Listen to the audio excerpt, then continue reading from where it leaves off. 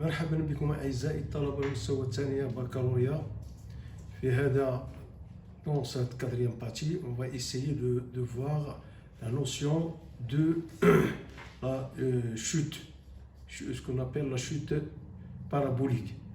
Comme vous voyez, cette notion de chute parabolique est utilisée surtout dans le domaine de l'armée. Donc, il va tirer un missile, donc il doit connaître la portée. Donc, les éléments essentiels dans cette vidéo, c'est la détermination de la vitesse initiale V0 de chute, la détermination de l'angle θ, ce qui va nous donner la flèche, c'est-à-dire la hauteur maximale, et par la suite, la portée. Et comme vous voyez ici, le ballon il a été tapé par un bonhomme, donc il a atteint un maximum, puis il a chuté vers une distance, ce qu'on appelle la portée. Et la distance maximale est appelée hauteur.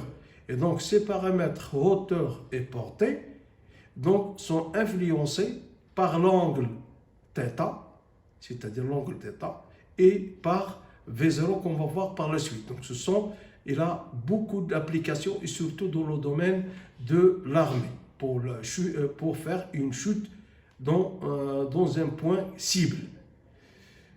Et maintenant, ça fait partie du mouvement, le mouvement plane. Lorsqu'on dit un mouvement plane, ça veut dire que soit un axe X ou Y, soit un axe soit sur un plan, ça veut dire X, Y. Donc, mouvement d'un projectile dans le champ de pesanteur. Un projectile est un corps lancé pour atteindre une cible. Donc, c'est ça ce qu'un projectile.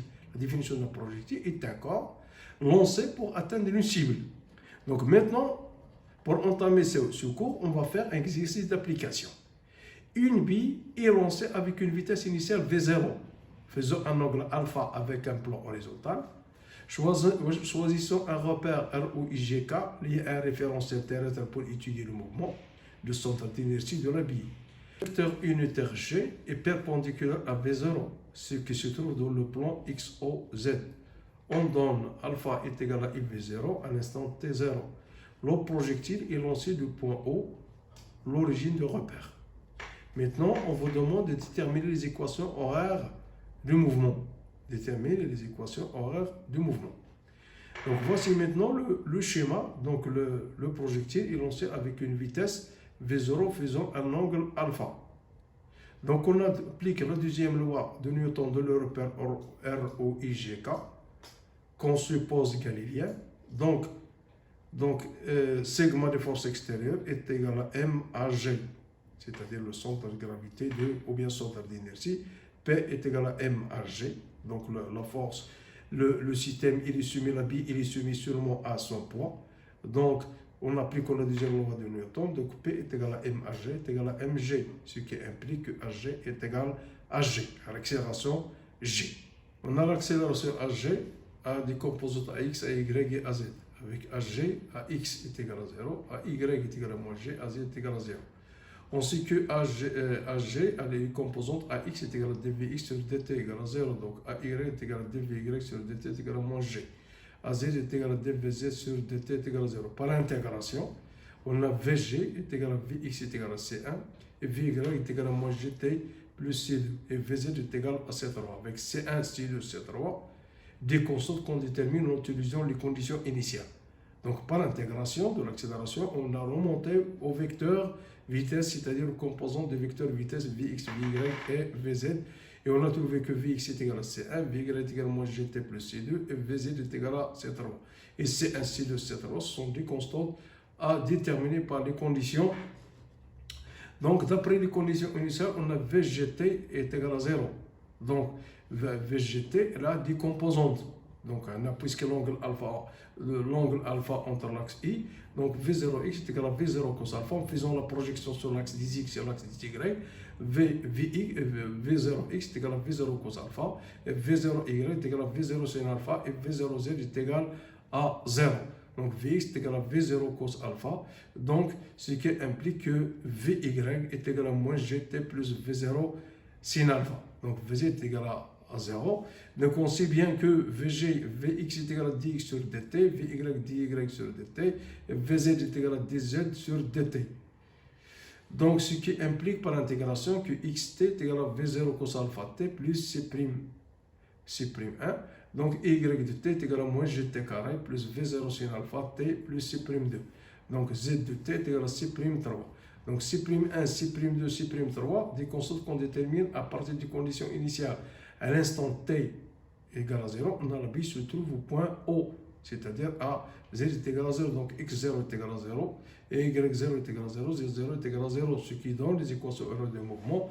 Vx de t est égal à V0 cos alpha t, et y de t est égal à moins gt carré plus V0 sin alpha t. Donc, et z de t est égal à 0. Donc, z de t est égal à 0. Remarque, on a Vz est égal à 0 et z est égal à 0, ce qui montre qu'il s'agit d'un mouvement plane. Parce qu'on a les composés de vecteurs vitesse selon l'axe des x et l'axe des y. Il s'agit d'un mouvement plane. Le mouvement se fait dans le plan OUG, c'est-à-dire selon les axes x et y. Maintenant, déterminons l'équation de la trajectoire. On a d'après la relation, on a t est égal à, puisqu'on a x est égal à v0 cos alpha t, c'est ça la première relation. Donc on enlève t est égal à x sur v0 cos alpha. Donc on remplace dans la relation 2, donc ce qui implique que y est égal à moins g sur 2 x v0 cos carré alpha plus v0 sin alpha sur v0 cos alpha x. Donc y est égal à moins g sur 2 x carré v carré 0 cos carré alpha plus tangente alpha x. Donc quelle est la nature de la trajectoire? La trajectoire est une parabole. Donc la trajectoire est une parabole puisqu'elle a la forme de ax carré. Donc conclusion, la trajectoire de centre d'inertie J d'un projectile lancé avec un vecteur vitesse initiale V0 de direction quelconque est une parabole située dans le plan vertical qui contient le vecteur vitesse V0. Donc comme ça on a déterminé l'équation sur Y, elle a montré qu'il s'agit d'une parabole. Donc là, elle a une trajectoire qui est parabolique. Donc maintenant, on va définir quelques paramètres tels que la flèche. Donc la flèche, comme vous le voyez sur la figure, c'est l'altitude maximale atteinte par le centre d'inertie, c'est-à-dire par la bille. Donc, et en cet endroit, on a dy, donc c'est une tangente, ça veut dire que dy sur dx est égal à 0. Ce qui y est égal à moins g sur 2x carré v sur v carré 0, v0 carré cos carré alpha plus tangente alpha x. Donc dy sur dx égale à moins g sur v0 carré cos carré alpha x plus tangente alpha est égal à 0. Donc xf est égal à tangente, donc en résolvant l'équation, xf est égal à tangente alpha fois v0 carré cos carré alpha sur g. xf est égal à sin alpha v carré 0, et ça ce qu'on appelle xf, c'est la flèche, c'est-à-dire c'est l'altitude maximale à déterminer. Et la détermination de la flèche se fait par dy, c'est-à-dire par la tangente dy sur dx égale à 0. Donc xf est égal. Pour trouver yf, donc une fois c'est-à-dire trouver les coordonnées de la flèche, on a trouvé l'abscisse, on peut déterminer l'ordonnée en remplaçant, on trouve, pour trouver yf, on place dans l'équation de trajectoire x par xf. Donc yf est égal à v carré sin carré alpha sur 2g. Donc on appelle portée. Donc la portée, c'est la distance maximale atteinte par le lancement. On appelle portée la distance entre le point de lancement O et le point d'impact P sur le plan horizontal contenant le point O. Donc maintenant, on va essayer de déterminer la portée. On applique l'équation de la trajectoire au point P. Les coordonnées sont P, xp est égal à OP et yp est égal à 0. Donc, il suffit de prendre l'équation de la trajectoire et le remplacer par yp qu'on va donner est égal à 0. Donc, la résolution de cette équation donne xp moins g sur 2v carré 0 cos carré alpha, xp plus tangente alpha est égal à 0. Donc, c'est une équation de second degré, soit xp1 égale à 0 ou la valeur de xp est égale à cette valeur. Mais xp est égal à 0 à rajouter. Pourquoi? Parce qu'on a un mouvement. la bille se déplace, donc il faut éliminer cette valeur xp est égal à 0. Donc la deuxième solution est la plus valable, xp est égal à op est égal à v carré 0, c'est une 2 alpha sur g. Et comme ça, on a déterminé la portée, c'est-à-dire la distance maximale atteinte par la bille au moment de lancement. Donc maintenant, on va à la cinquième question. Quelle est la valeur de alpha pour laquelle la portée est maximale? Donc on a vu dans cette expression que la portée est maximale si sin 2 alpha est égal à 1. Donc sin alpha est égal à 1 et correspond à 2 alpha est égal à p sur 2. Ça veut dire que alpha est égal à p sur 4 et est égal à 45.